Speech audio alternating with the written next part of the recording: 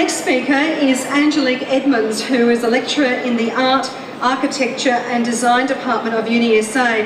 And Angelique will be telling us about the Reality Checkpoint competition, which was run with this year's students at UniSA, and just about the project and the concepts and the aims of it. Thank you very much to Angelique Edmonds.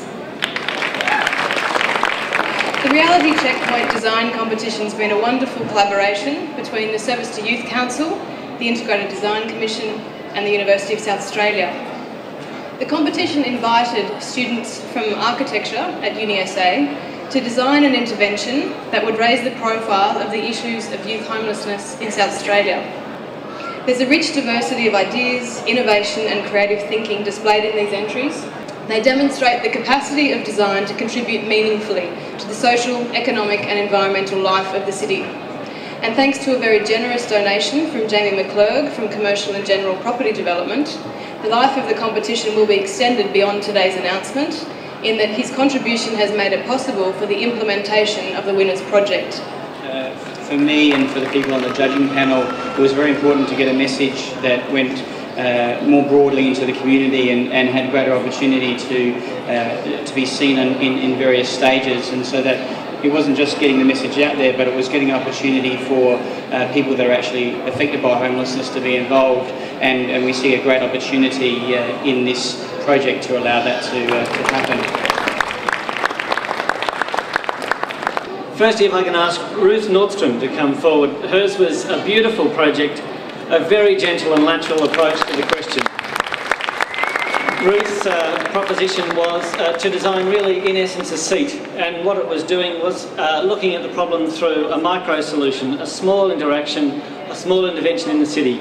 It was a flexible unit that ultimately is a product developed by public engagement in the concept and also in the execution. So well done, Ruth. The next one is Christopher Lyons.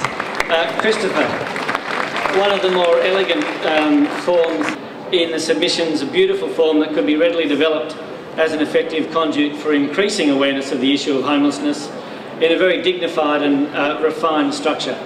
So thank you very much, Christopher. The third commendation is to Joshua McCallum. This is a concept that interpreted the issue of homelessness using what we like to call the iconography of the very thing missing in homelessness, using an abstraction of the familiar to promise what is not on offer, and that is a series of elevated planks, screens and signs which form the iconography, the shape, the outline of a house. Congratulations, Joshua.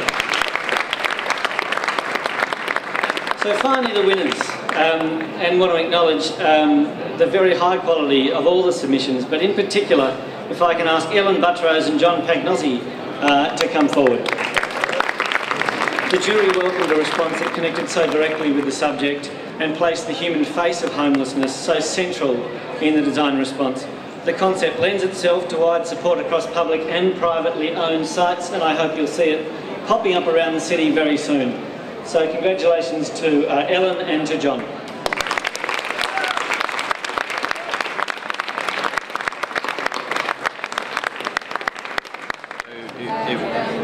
It was about sort of engaging the young people as well as the public of the city. Yeah. I guess questioning the ownership of the city and where that boundary is and where the youth at risk, where their place is within the city. This program will encourage the wider community, much broader community, to think about homelessness and what it means to be homeless. Projects like yours are a wonderful example of what can be achieved by working together and taking very practical steps to tackle challenging issues like youth homelessness.